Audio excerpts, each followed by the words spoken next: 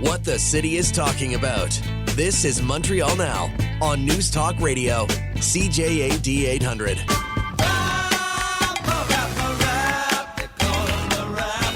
That would be James Mennie. Robin Flynn and Matt Gilmore filling in for Aaron all this week. James Mennie, reporter, columnist, and editor at the Montreal Gazette. Hey, Jim, how's it going? I'm good. How are you? And what a pleasure to hear your voice again. Oh, likewise. Always love chatting with you, Jim.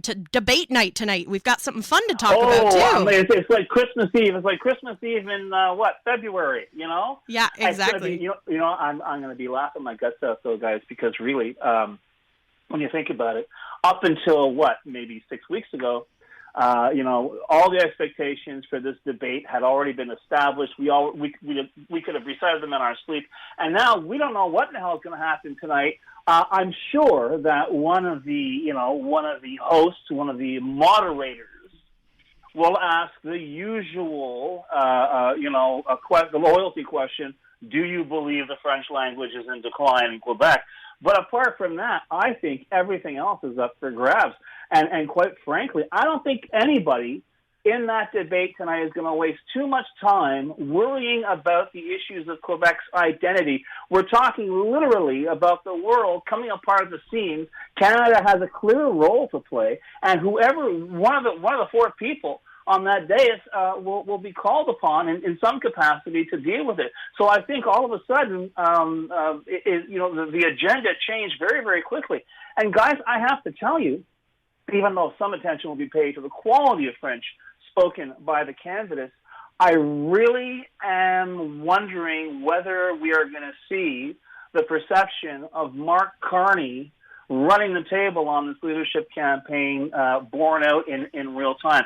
I have a sneaking suspicion we may see some surprises tonight. I have a sneaking suspicion that whereas the candidates know they can't go after each other with gutting knives, because they also know the Tories will seize upon any kind of viciousness that's expressed during this debate or the one to come.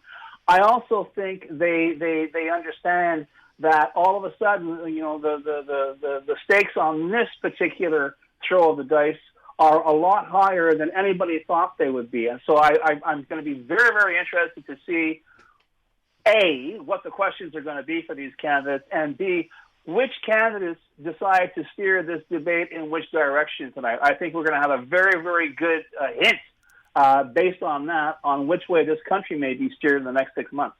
James, today the Prime Minister was asked in Ukraine whether he could commit or had ruled out the possibility of Canadian troops on the ground in Ukraine. Do you think the leaders will get that question themselves tonight? I would be very surprised if they didn't, Matt, and quite frankly, it was interesting to hear him say, I'm sure whoever succeeds me will also, maintain this particular policy. And I got to tell you, once again, 6 weeks ago, I think a lot of people would be clutching their pearls. I think a lot of people in this country right now are absolutely prepared to see that happen. Most Canadians, I would respectfully submit, don't even know that we have a battle group up in the Baltic states. But the fact that if we actually put boots on the ground in Ukraine, I think for once you would see an interesting breath of unanimity for that particular action on the part of whatever government ends up running the show, by this summer. How much time do you think will be spent on our neighbors to the south tonight and this whole idea? How many times will the term 51st state be mentioned?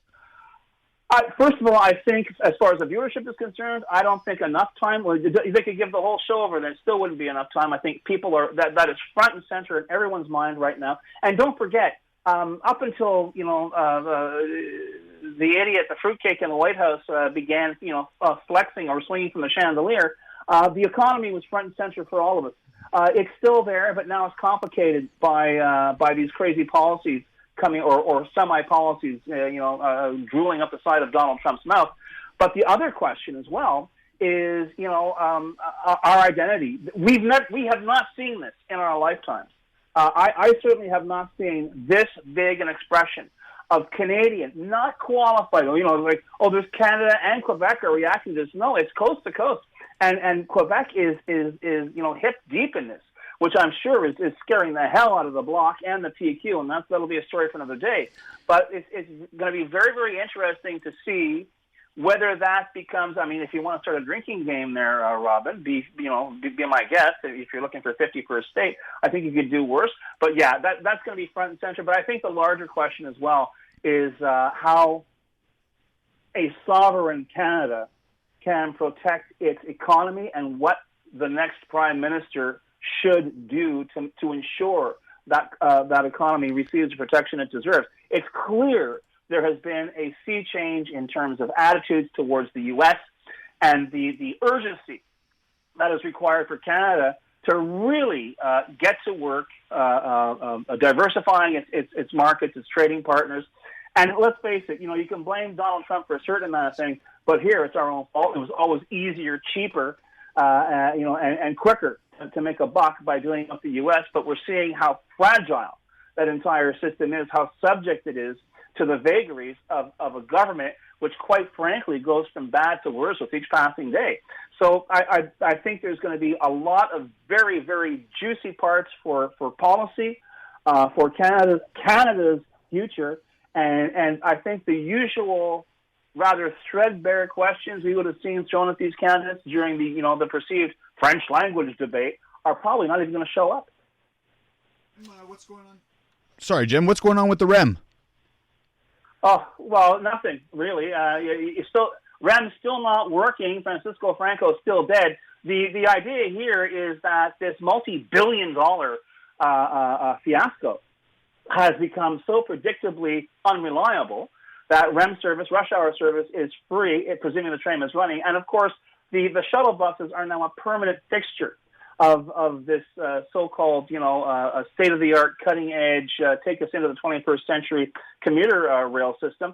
And what's really fascinating is this past, late last week, the mayor of Brossard, I think speaking for a lot of people who live on the South Shore, is demanding that the rather arrogant legislation that led to the creation of the REM, which said, there's a no-compete clause. If we go across the Champlain Bridge, no buses run across the Champlain Bridge.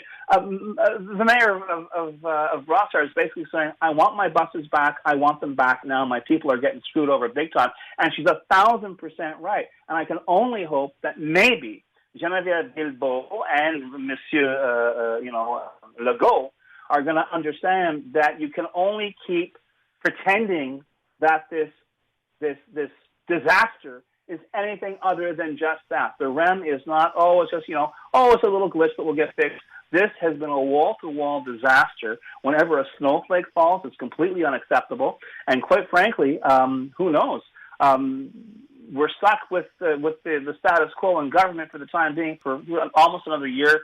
I have a thinking suspicion this, as well as the SAAQ click fiasco, are going to be a lot of grist for the opposition in the weeks to come. And who knows? You may see some blood on the ceiling yet over the debate on these two issues alone.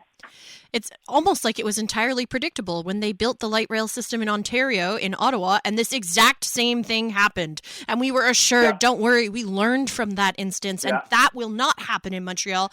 Yet here we are, a few years later, the exact same thing is happening. And the question, of course, Robin, is, it's like, I don't know, $7 billion, or in real terms, probably like $1 zillion billion. But the thing is, how much more are we going to have to spend to fix what should have been broken in the first place? The trains don't work and the tracks don't work. Apparently, snow is a problem. So, speaking as a Montreal commuter, this does not bode well, not only for my commuting plans, but also for my taxpayer dollar in the next 12 to 24 months. James Mennie, Montreal Gazette, thanks so much. We'll talk to you tomorrow. Matt.